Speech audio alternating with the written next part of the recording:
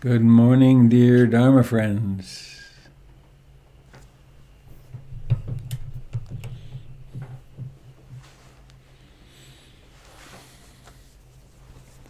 It's January the 4th, 2021. There's rain on the roof.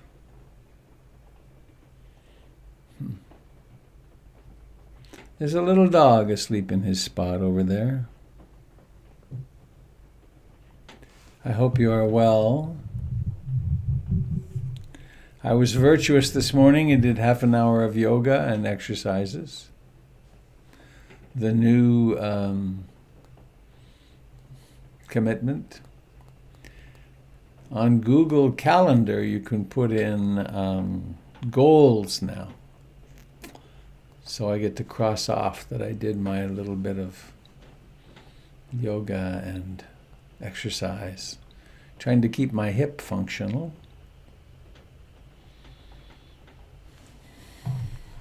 So this is a broadcast of the Portland Insight Meditation Community. I am Robert Beatty. We're launched into a year of meeting in the mornings in order to take responsibility for our lives. I have a beautiful reading this morning. It's a little long, maybe it's a page, small print on my iPad, but it's really worth listening, hearing.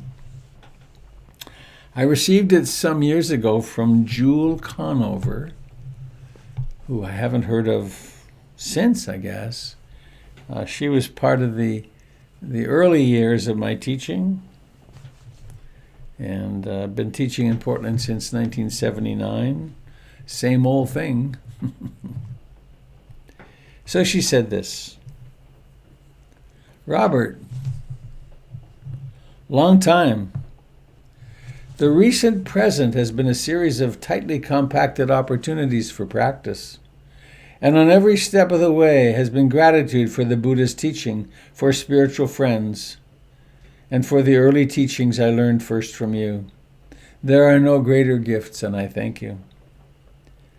Anatta, not self.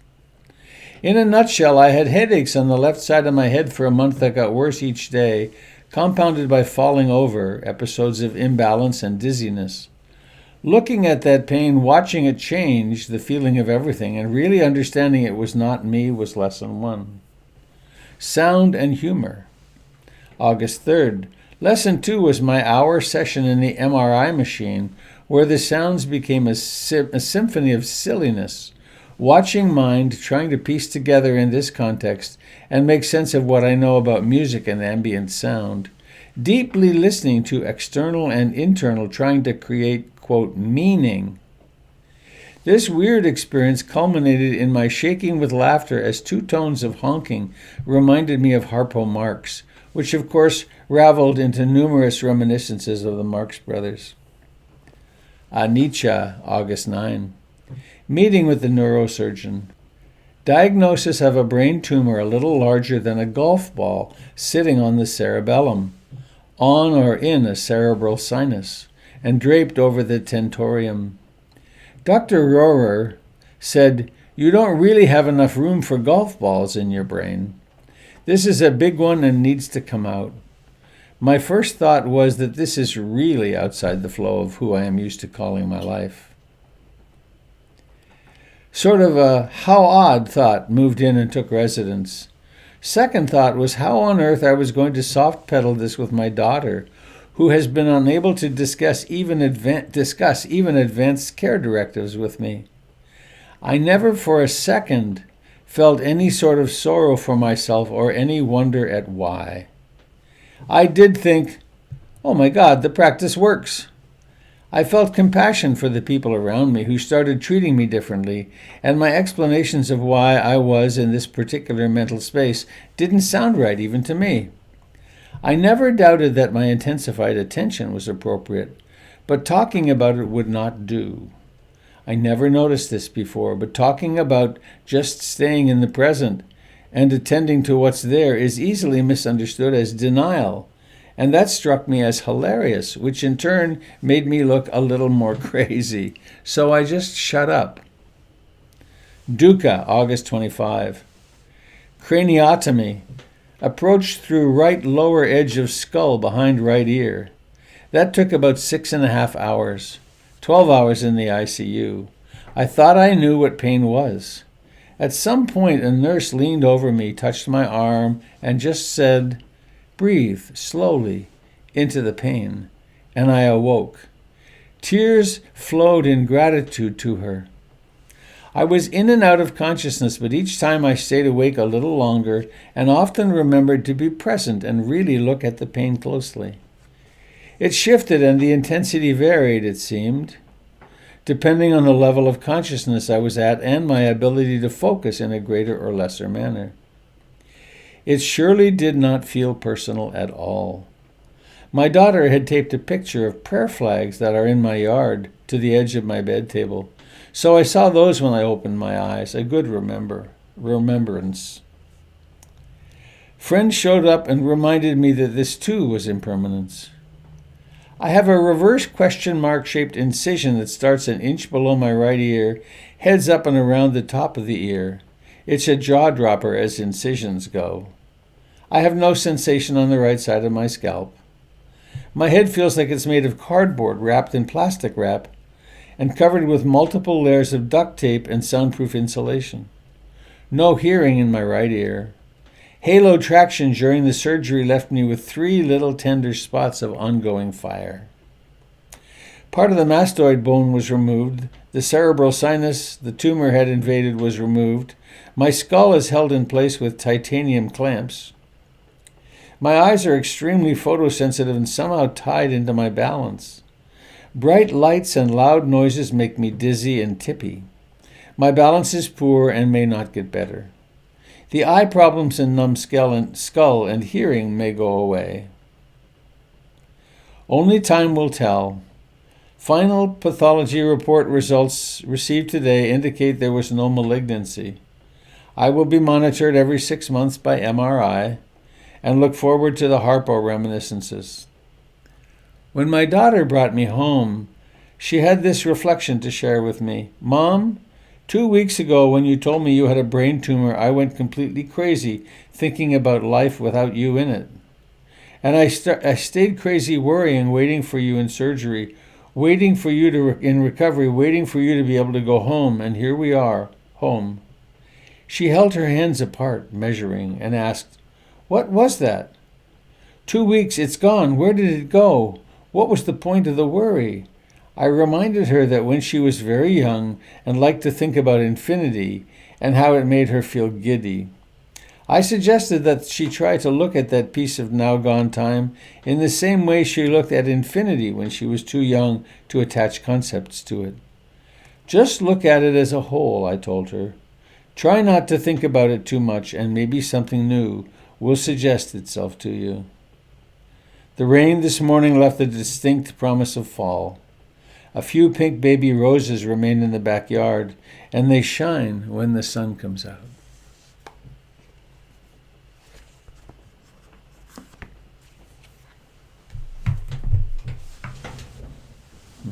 Yeah.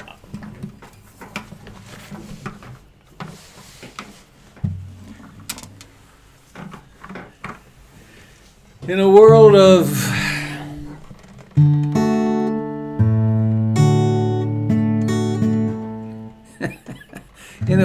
utter unpredictability,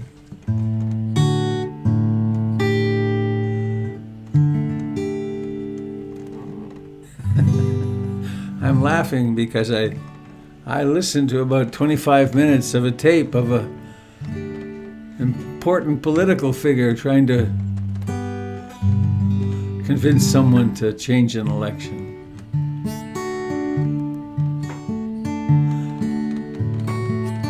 The human mind is capable of such madness.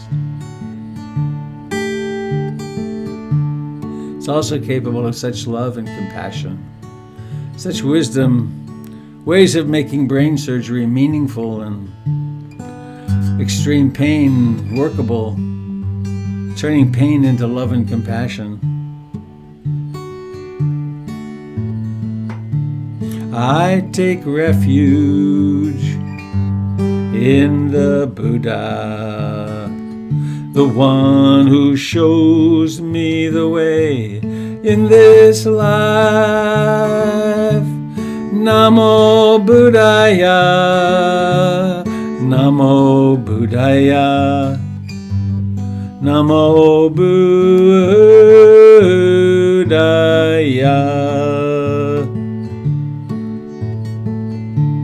I take refuge in the Dharma, the way of understanding and love.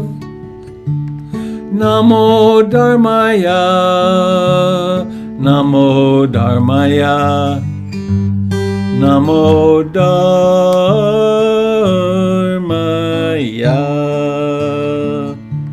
I take refuge in the Sangha, the community of mindful harmony. Namo Sangaya, Namo Sangaya, Namo Sangaya.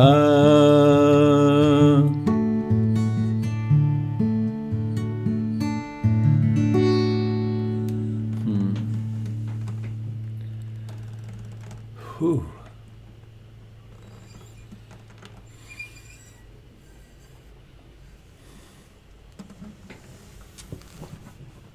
Taking refuge in that which knows, that which is awake. In what's actually revealed when we're awake.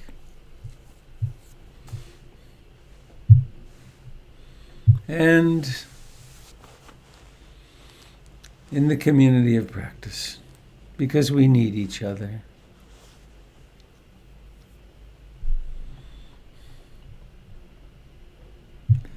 We need each other, and this has been a time of a lot of isolation.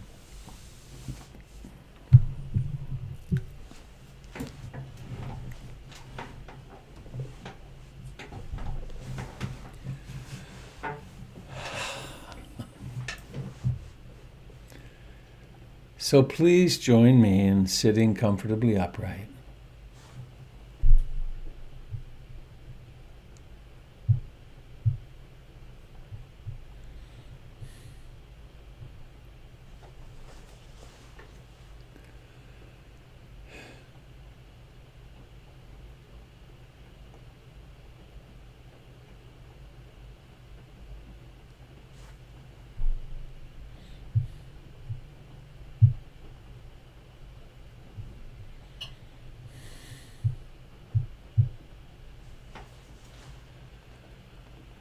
Let us take a moment,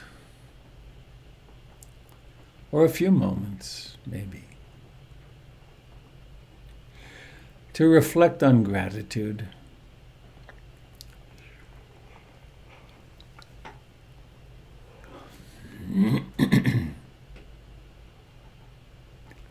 I slept in a warm, dry bed. I didn't have to worry whether my tent was leaking.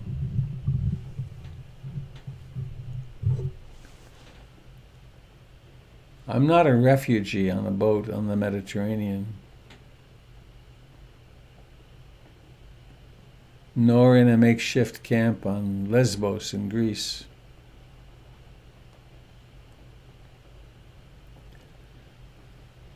I'm not a soldier in some lonely outpost fearing for my life. I have enough to eat. I have this fancy computer system that lets me gather together with you.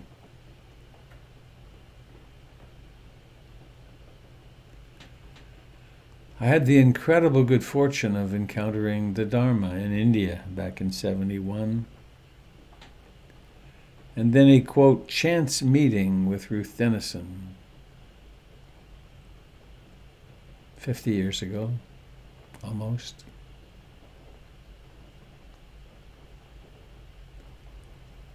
And now this.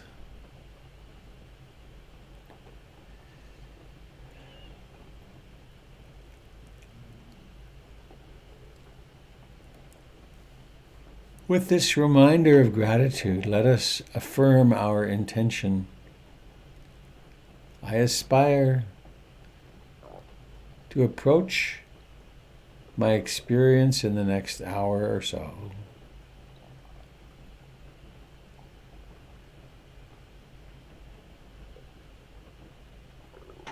with great love. I aspire to love and accept myself as I am in this next while.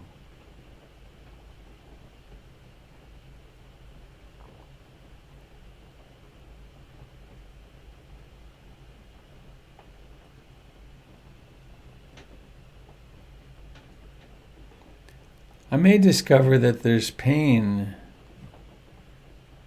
physically, pain emotionally, pain existentially. I may discover that there's suffering.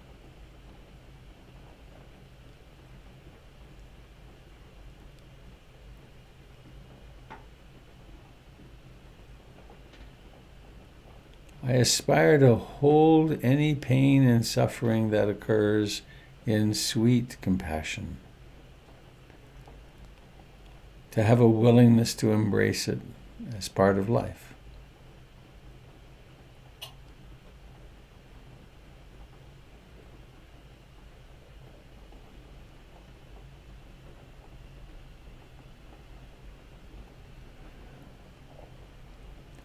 And so we can take up mindfulness of breathing.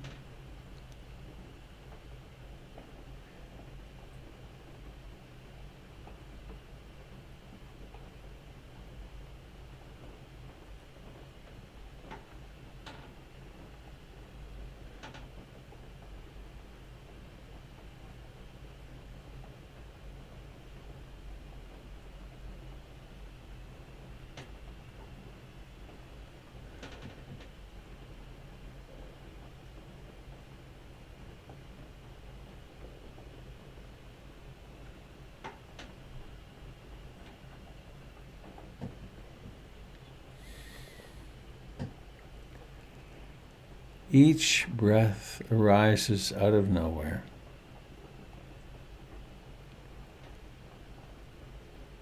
Rises to fullness, declines and disappears.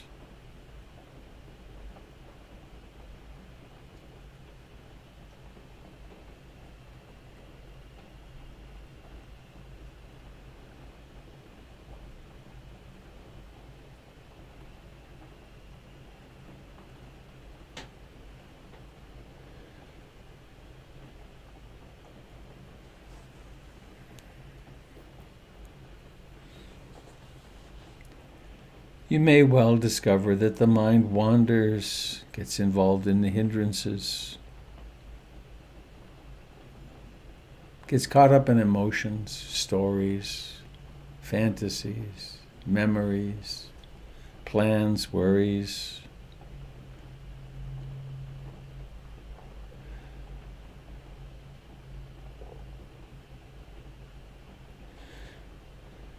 Perhaps it will become really obvious that these mental formations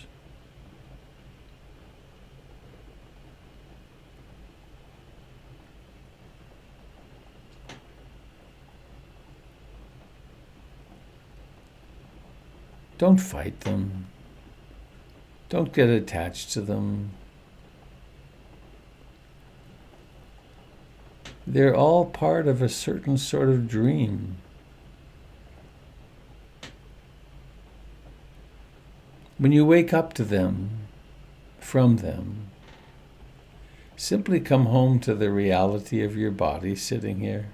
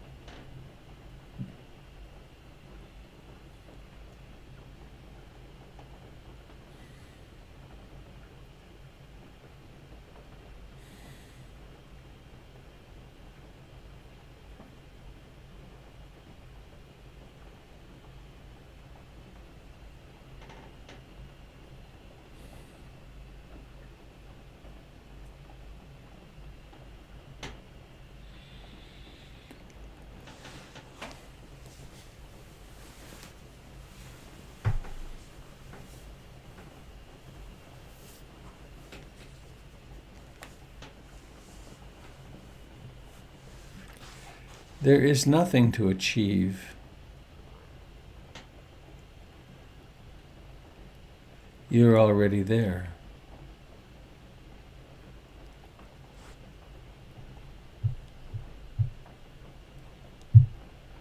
Waking up happens at its own pace. You're already creating the conditions for that.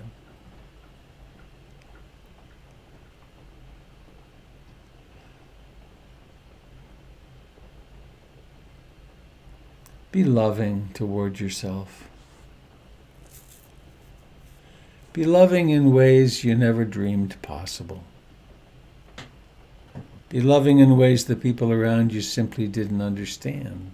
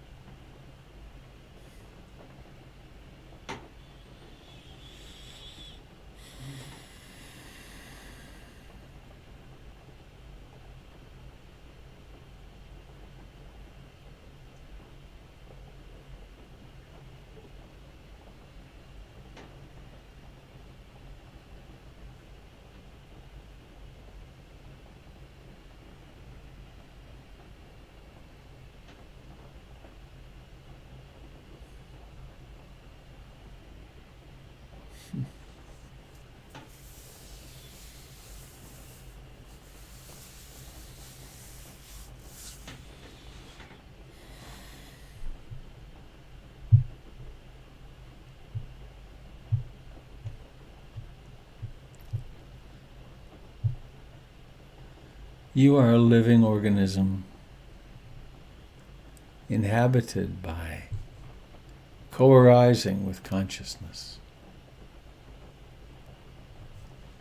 So, of course, what there is a constant flux of sensations and ideas.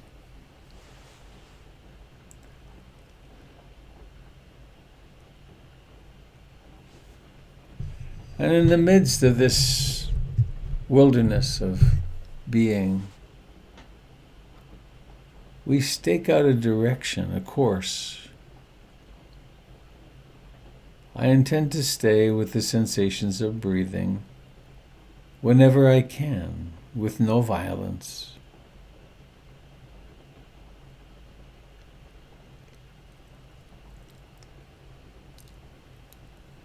Instead of violence, I will rest in the power of intention, setting a direction.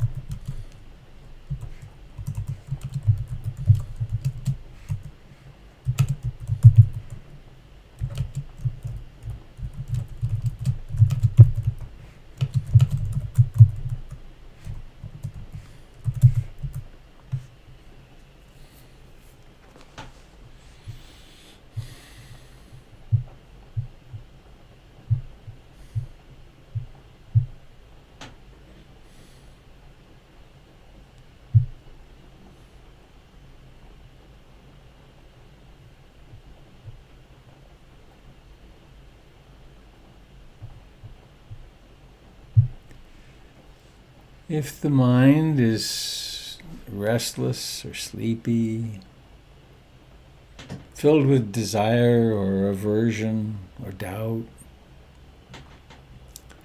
you might try noting. If you're attending to the chest and abdomen, note rising, rising, falling, falling.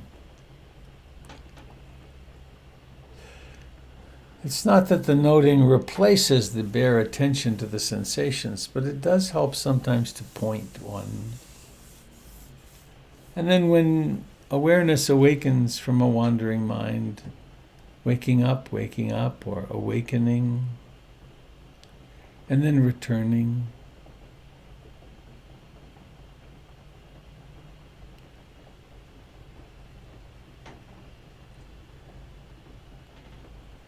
If you're using the awareness of sensations at the nostrils, simply noticing in, out, wandering, returning. And if there are some particular mental states like worrying or planning or depression, anxiety, fear, it can be helpful to note them too. This is the mind in fear. This is the mind in, or this is the body in pain.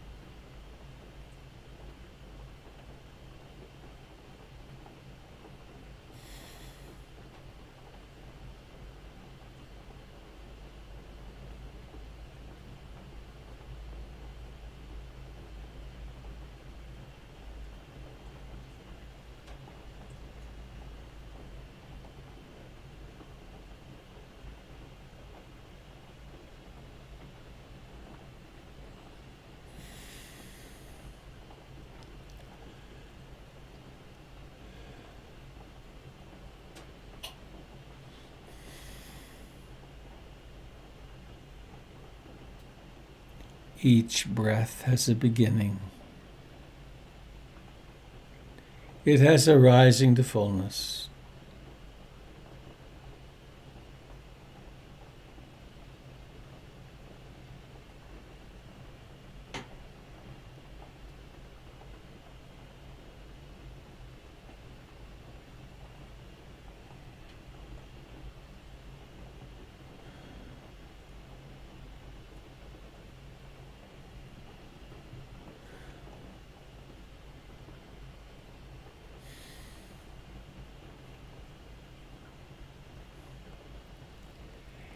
In a little while,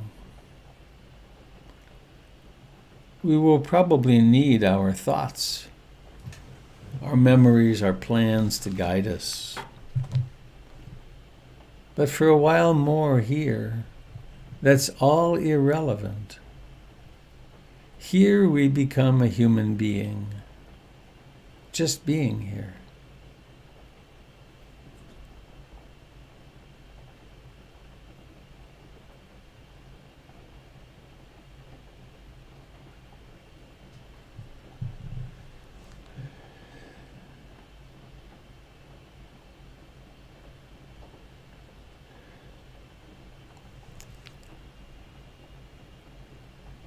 Perhaps the mind gets quiet.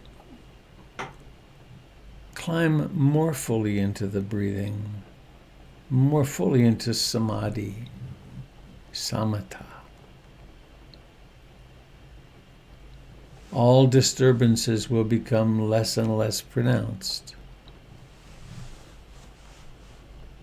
There's a certain pleasure in this tranquility.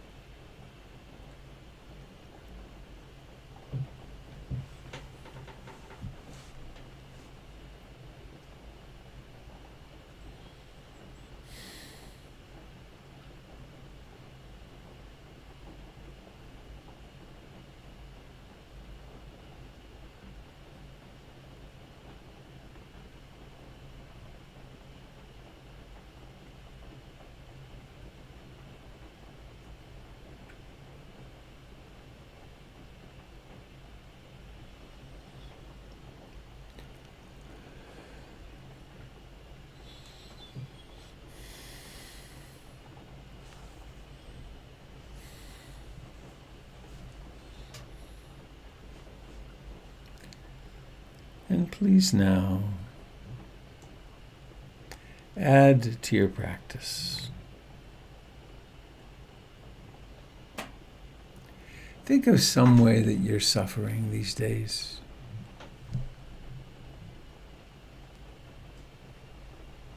Worry about a child, or worried about yourself.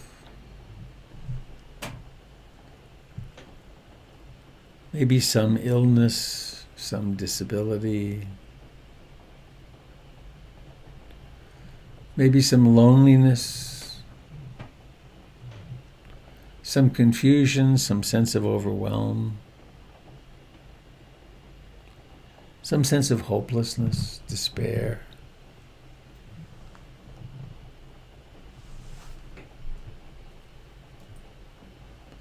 Maybe a relapse of some kind.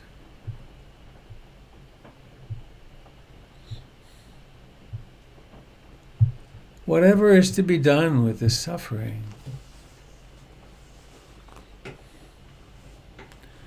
one thing is, of course, to do what we can to alleviate it. When we've done that, how is it that we hold ourselves in sweet, tender compassion?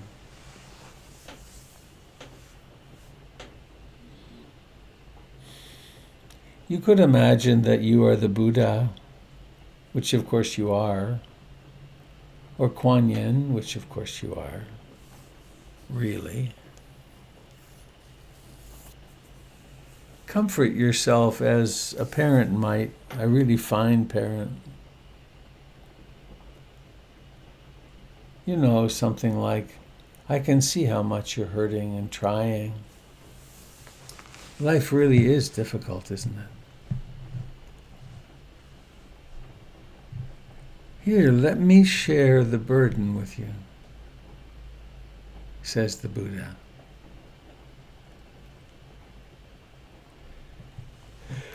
I'm certain the Buddha doesn't say, get over it. except maybe on rare occasions. But instead she says, "Come here, sweetheart, sit down and let me hold you," or "Let's talk about it."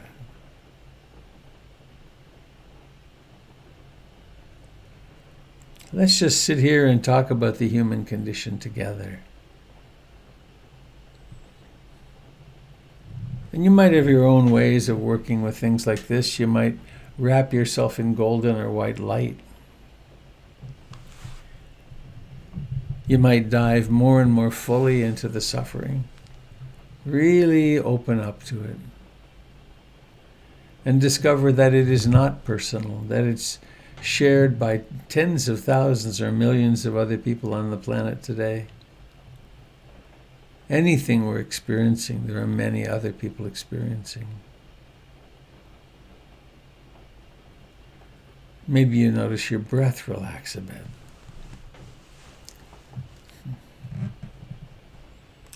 When I'm suffering, no matter how I'm suffering, I aspire to hold myself in sweet, gentle, loving compassion.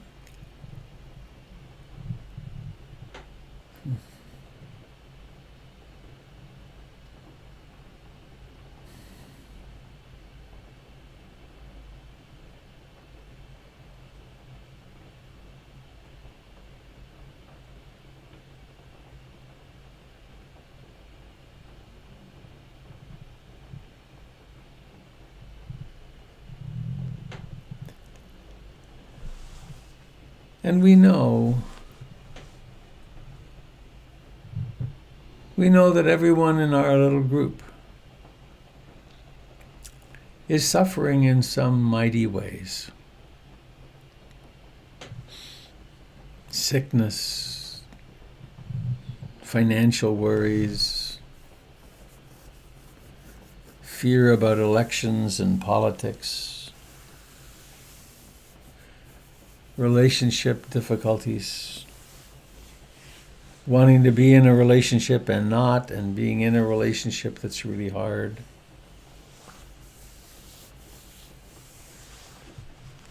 On the out-breath, we could be the Buddha again, or still, or Kuan Yin, or Mary, or Jesus, or whatever archetypal figure energizes you.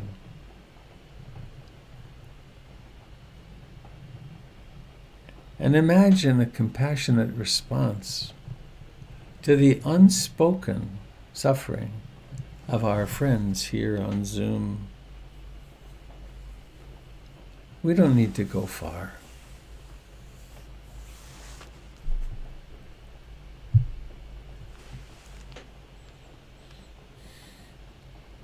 So we, quote, open our hearts. We pay attention in a heartful way to our own suffering, our own disappointments.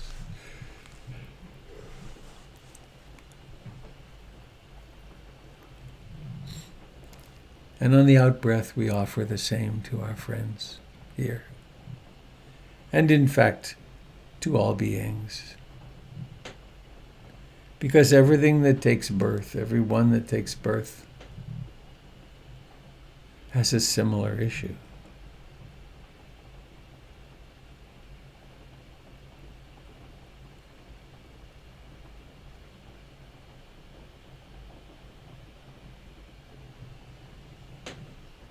And now please bringing awareness into the body where it makes contact with the chair. The back, the sides, the arms, the buttocks. And awareness up to the face, up. Funny, is it up or is it just here? To the face, to the cheeks, to the tongue, to the lips, to the eyes, and now let the intention to open the eyes build. Notice that it takes an effort of will. And then letting the eyes open, seeing. But seeing with the eyes of compassion.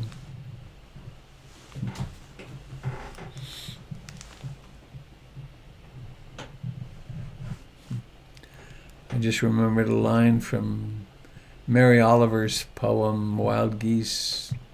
Tell me about despair, yours, and I will tell you mine. Meanwhile, the wild pebbles of the rain are traveling across the landscapes, the rivers and the great trees. Meanwhile, the wild geese are calling you home again. It's natural to be compassionate. It's built in. And we have to develop it.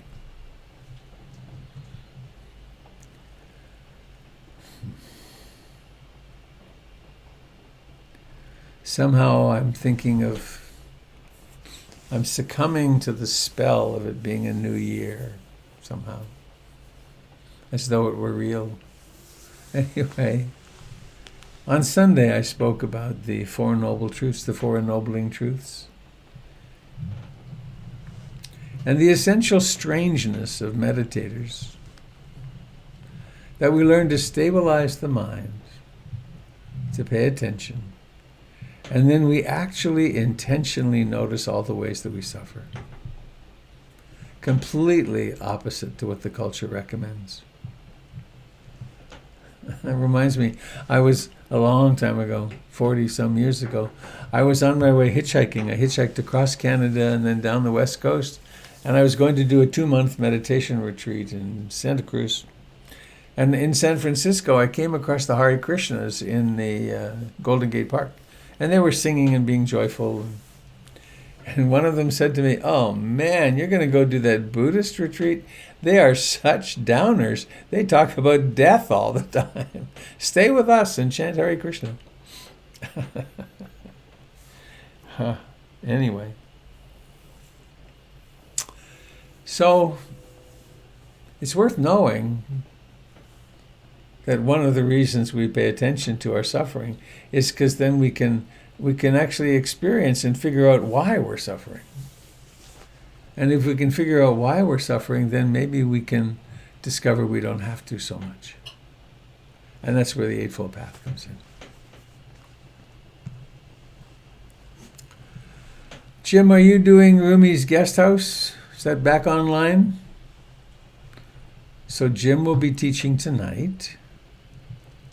And I have a class coming up in January, the 4 Foundations of Mindfulness, as does Doug have an introduction to meditation, to mindfulness.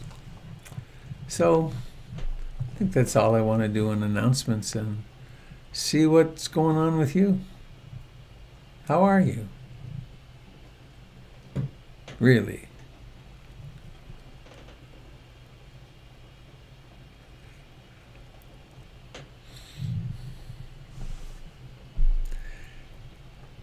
And as always, I wonder if my sound is on.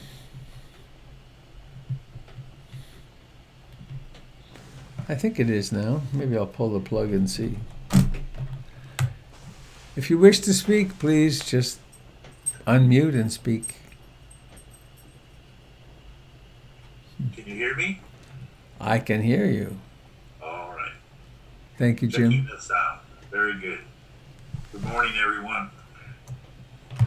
I'm looking back at 2020 and seeing this amazing flower of love and wisdom that's happened in this group, and I'm really grateful to be part of it. So, I'm not looking forward, I'm looking back today.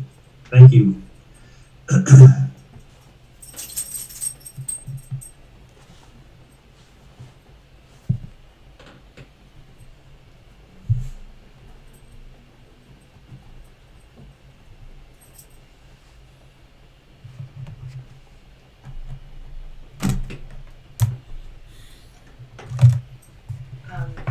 I would just like, can you hear me? I can. Okay, this could be a long answered question, but I just, from what you just said to us about with the Hare Krishnas, and then you moved to Buddhism, could you tell me maybe a little bit more about that? What were the larger pulls for you into the practice of Dharma? Can Can you say more? Um, Is this Tanya? yes, my name Okay, is Tanya. good. Thank you. Yes, why you, I don't know how to say it, I guess, but became a Buddhist rather than going into any other faith, really. Oh. Why that works for you. Or why you decided it. I didn't really decide. I had a Catholic childhood, and it was complicated. It's complicated Catholic, as many of them are. But my father sold. He was a wholesaler of magazines, and he sold Playboy and Batman comics, and the Catholic Women's League kind of went crazy about this. Mostly the Batman comics, interestingly. And so I had quite a lot of abuse, physical abuse, from the Catholic brothers, and my sisters were abused as well. So I wound up going to the, quote, Protestant schools in Quebec. And so that complicated it. I didn't stay embedded in Catholicism. And then that fell away in my teenage years, and I really became a Taoist. And in retrospect, someone gave me this line: I became a worshiper in the Church of the Great Blue Dome. And no, it wasn't the Hagia Sophia in Turkey. It was nature, skiing, mountaineering, and I found something important there. But I had a deep calling. There was something in me. I had to know something that I didn't know. And that then quest with the Church of the Great Blue Dome took me really around the world, to a lot of places. I traveled for 5 years, lived in Australia and New Zealand, and traveled to India overland from Europe, and lived in Europe a couple of years. And part of the trip was to go to Nepal, to go trekking, the Big Blue Dome. And while there, my life fell apart, and my girlfriend told me she was not going to marry me and live happily ever after, and I got terribly depressed. And I stayed as stoned as I could for several months. But I kept meeting people who had been on this meditation retreat, and they had this kind of bright-eyed, bushy-tail look about them. And I wound up applying and going to a 10-day retreat with a man named Goenka. And I had some experiences there that blew my socks off. That I blew my neurosis right out of my head for a night. And so the hook went in. And at the end of that retreat, I said to her, my girlfriend, who's still a dear friend, this is what I want to do with my life. But I had no idea how to go about that. And I also had no sense of agency in my life. I didn't really know how to set a goal. This is what I want to do. I kind of just followed what was happening to me. And then I came back to North America and went to graduate school. And I had found a little booklet called Beginning to See on a very famous Buddhist teacher's desk, Nyanaponika Thera. And that had a phone number and an address. And I was in Toronto. And I looked for Buddhism in Toronto, and I found a nice old man. His name was A.K. Warder, who'd written a big tome about Buddhism, but he had nothing to do with meditation. And anyway, I went on that retreat, and I wound up doing a 5-year guru trip with the fellow who had a severe narcissistic personality disorder. But the hook went in. And I guess one more thing I would say is I discovered that Buddhism had no contradiction required no contradiction of my scientific worldview. Because I was strongly educated in science. And so blind belief just wouldn't work. And the fact that the Dharma is about an hypothesis or two, and then confirm them. So that's how the hook went in and persisted.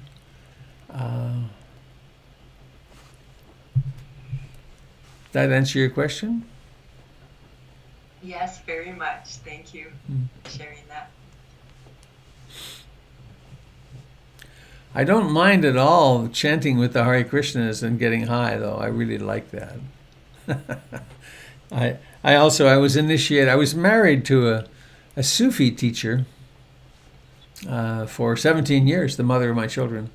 And I went with her to Sufi camps. And I was initiated as a Sufi.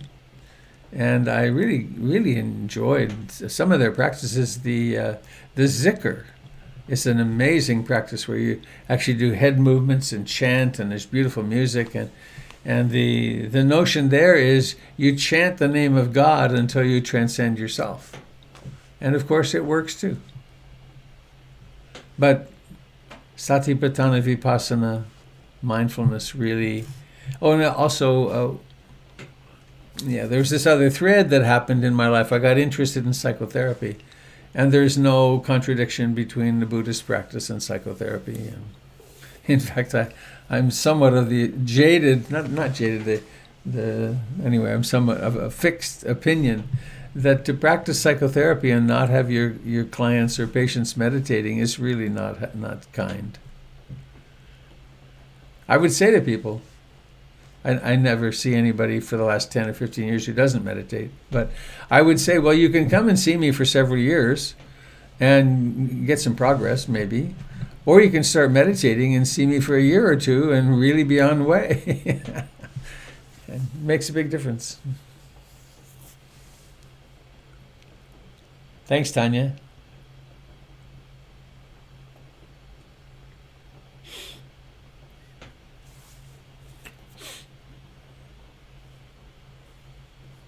Francine's on the move. Francine on the prowl. I could see you were moving through the rooms. I am. I'm going to visit my favorite dentist at 8:40. I apparently have a broken crown. Oh, great. That's been bothering me, and he was on vacation, so I'm the first one in this morning. Hope he remembers how to do what he does. Yeah, aren't we lucky to have crowns? In fact, we are. He does a good job, and he always asks me, he says, how do you just do this? Well, I get in the chair, I start breathing, and I am gone. I'm somewhere else. And so going to the dentist is very easy for me. But I do have to leave early, so he's about 20 minutes away from here. Love you all. Happy New Year. Happy trails. That was a great question, by the way. I really appreciated that earlier question, Tanya. Thank you for bringing that up. Also, just a bit of news. My daughter is here after 2 weeks of quarantine and 2 negative tests, so she finally has moved off the porch and is staying with me. It's a real joy. Hooray! Yeah. Yippee! I wish me luck there. Good luck.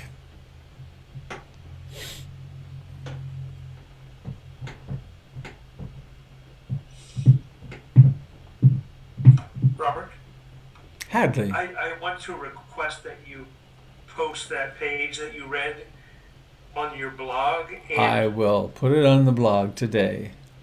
do I need to make that request, or is that something you automatically do? I don't know. No, I don't automatically do it. I am juggling. You know those sticks? I used to like them. There's little plates, and you spin them, and you get them a bunch of sticks going. Plates. I do a lot of that, so I sometimes forget. I will do my best to remember. Thank you. Actually, send me an email, please. Okay.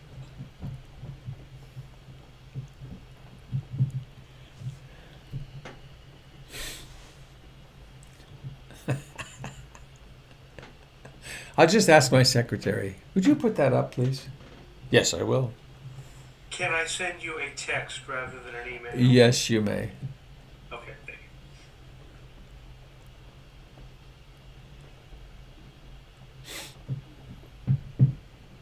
you.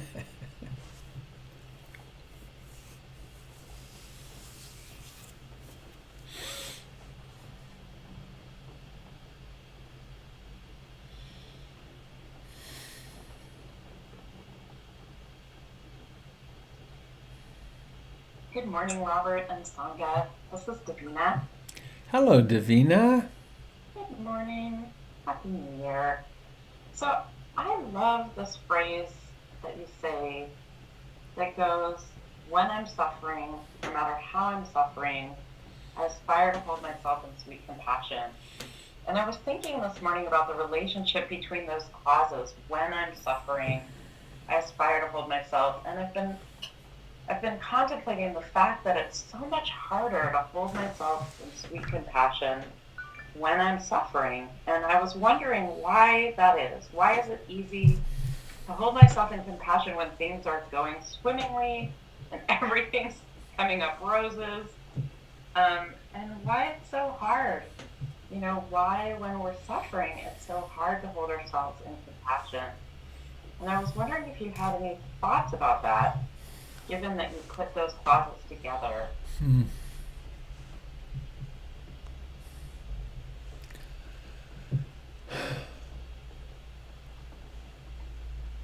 I have a hunch.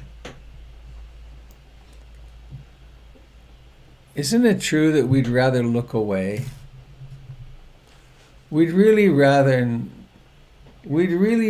not know that we're hurting as much as we are. And so, that pesky kid that just keeps being colicky or just a pain in the butt. Just go away. Don't make me have to deal with you. And one of the things that emerges in our practice, actually it gets a lot of us to practice, maybe everybody or most people, is we discover there's an undercurrent of dissatisfaction and suffering that's there all the time. And so, thank you very much. I'd rather distract. But if we pause and then we start paying attention and we realize, wow, I know it's one of the great discoveries when after I encountered the Dharma. For some years, I had a what would you call it? A gas pedal and brake relationship with waking up, because I would smoke weed and then meditate. And I was sitting for 2 hours a day, and I couldn't for the life of me figure out, why am I not developing any concentration? And of course it's because I was avoiding reality. I avoid reality, try to get in touch, avoid. And so when finally that was no longer viable for me, when I woke up enough to not do that, I discovered I was really depressed. And I'd been treating my depression with THC. And then I started going to therapy and working with the fact that, wow, what's all this depression? And then I discovered my childhood. And it was kind of profound. It took quite a lot of work to open that up. So I think it's just denial. And the Buddhists call it ignorance. It's a bridge between the Buddhist and Western psychologies. That ignorance can be an active thing. Thank you very much. I am not going to notice that I'm feeling crappy today. That making any sense?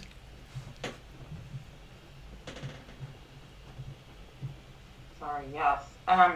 Yeah. I think there's also, my hunch is that when I'm suffering is when I'm adding that second arrow, right? Or putting the horse on top of the horse.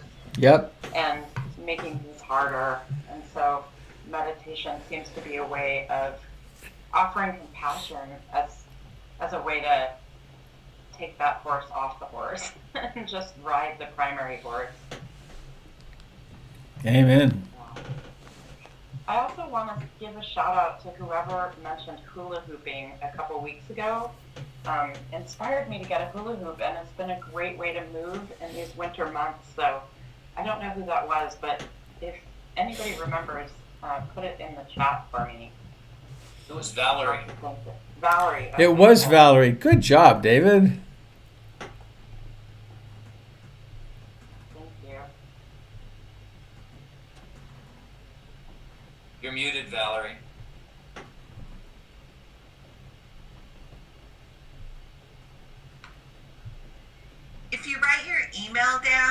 send you a link to a woman who's going to be offering an 8-week course that I'm planning on doing, because it incorporates dance with hula hooping, and it's hard as heck, but it's super fun and it makes me laugh and crack up every time.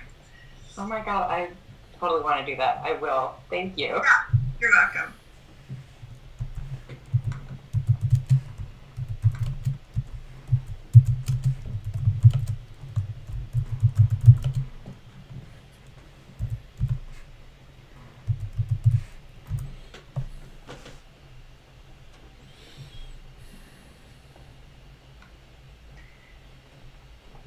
I'm going to incorporate that into a question, because I know joy is really important in our lives, and finding ways to bring joy during stressful times as well as just pleasurable times. So we talk about distractions, but sometimes I feel like a healthy distraction is to take a walk, or to do something fun, or to get some movement, or to listen to music. So when are those like not a good thing, or when are they a good thing? Well, you already know this because you're a dancer, but to hula hoop mindfully makes the hula hooping work, and the joy comes. I mean, we really make a mistake when we think that meditation means sitting on a cushion. That's the gym where we go to learn how to do the basic moves, but then there's the meditation of life, the dance of life. I'm looking forward to dancing with you at the next blues festival. It won't be this year, but the next one. I'll look for you. Please do. I keep saying, am I going to even remember how to dance? But we will. I think it won't we will. Matter. We'll just move. Uh-huh.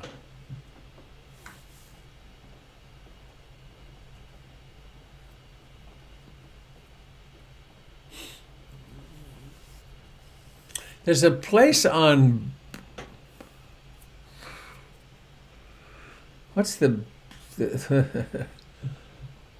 there's a place, a dance place downtown that Jen and I went and did 2 sessions at. It was really wonderful, and then COVID hit.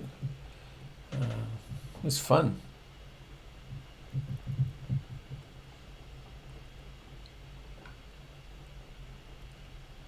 I'll try to remember to send you a link, Robert, where there's, I mean, obviously it's not happening now, but there's a wonderful link where basically any type of dance movement is listed. Ah, cool. I mean, it's like everything and anything. And when I moved to Portland, someone gave me that, and I had been rusty because of where I'd been living. And so I just started taking classes until I found, I call it a tribe, but until I found a group of people that I felt accepted, and then I started dancing in more communities. But often it's creates a lot of fear to be over 50 and jump into dance lessons and dance groups. And I highly recommend movement. It's my bachelor's is in kinesiology, and I just feel like any type of movement that brings people joy is a good thing.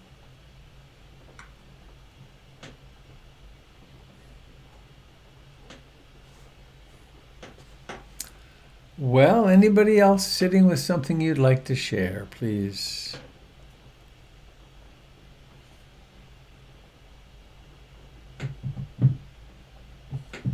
Hi, Robert. It's Amber. Hello, Amber. I wanted to take this opportunity to thank everyone for all the support a couple weeks ago when I was rather quite sad about the news about our family friend who was in the hospital with COVID, and we ended up losing him.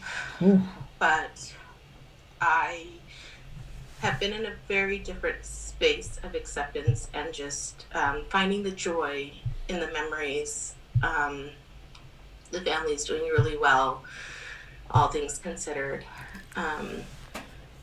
But just leaning into the sadness of it all and sharing that as you recommended, and help with sharing that with my son and not sheltering him from it, and just being honest was such a gift. So thank you, community, so much for the support and love. Thanks, Amber. Yeah.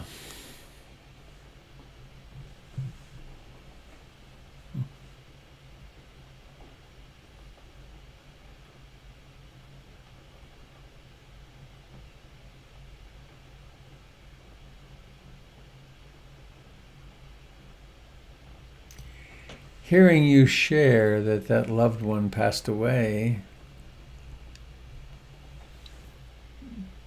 punctured the denial that comes up. It's like it continuously reasserts itself.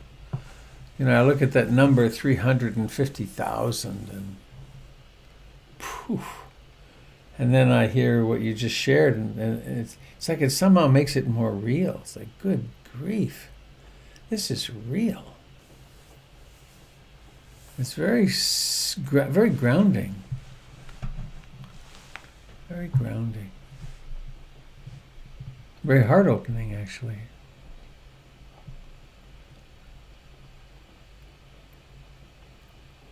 I do have to say, having that experience and then a week later finding out that my mother-in-law, her sister, brother-in-law and nephew are all infected with COVID, and one of them's not doing well, has really helped me hold space for them and not freak out, honestly. Yeah. That things will be as they are, and I hold them all in my meta practice, and that's the best way that I can be supportive. But yeah, this is real. This is real. So. Interestingly, that first death provides a vaccination for you to be more of a spiritual grown-up. Yeah. It really works. Because you embraced it. You looked toward it. Absolutely.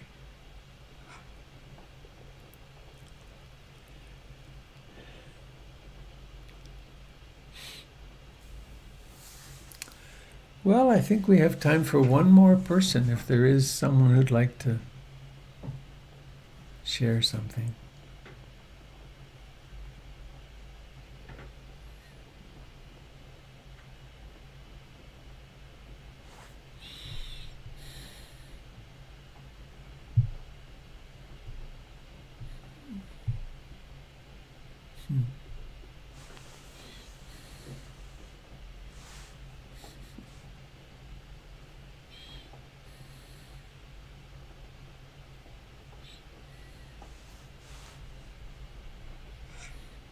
I'd like to share. Hello. Hey, Galena. Hi, Michelina. I'm wanting to share that I'm remembering when I first started sitting with you all, and one of the first times I spoke was about how I was having a really intrusive relationship with a young person in my life who I've provided care to in times of crisis in their life, and when I was meditating, I was really, really having a hard time not ruminating on them, and it was really, really hard and causing me a lot of distress, and I was having a really hard time being with their suffering in a way that wasn't sympathetic vibration. And I wanted to share that for the last month, after a period of 2 years really of the two of us not being able to be in communication without triggering each other. For the last month, we've been talking weekly. Huh. And we're back in a place where we have some autonomy, and I'm able to hold space for them again, and I'm able to hear about the suffering that they're encountering in themselves, and they feel safe sharing that. And it's such a gift to have this really, really important connection in my life be reconnected. Mm-hmm. And I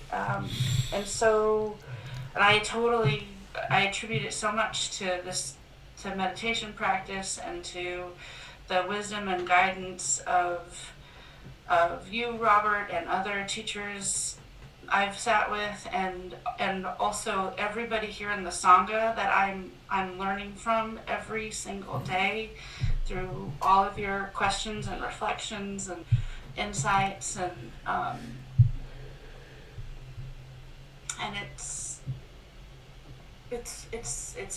just feel this like settling into having this really important thread in my life feel feel the continuity of it again in a way that is not based in papancha, papancha, and perpetuating both of our suffering. So thank you all so much. I just put together perpetuating papancha. That's got a good ring to it, doesn't it? Well, folks, let's sing our way out of here. If you'd like to unmute yourself. You got any kids around? Don't see them this morning. Oh, well. Let the children in all of us sing our way out. May all beings be happy. May all beings be happy. May all beings be happy. Sadhu, sadhu, sadhu. Have a lovely day. Stay dry. Wear your masks. Blessings to everyone. Bye-bye. Take care. See you tomorrow. Thank you. Bye, Duncan and Kathy. Bye. Bye.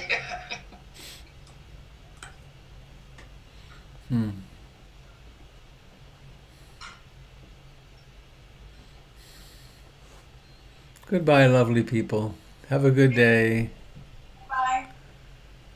Thank you. Goodbye, Sherry. Here we go. 1, 2, 3, boop. And to you friends on Facebook and YouTube, thanks for being here.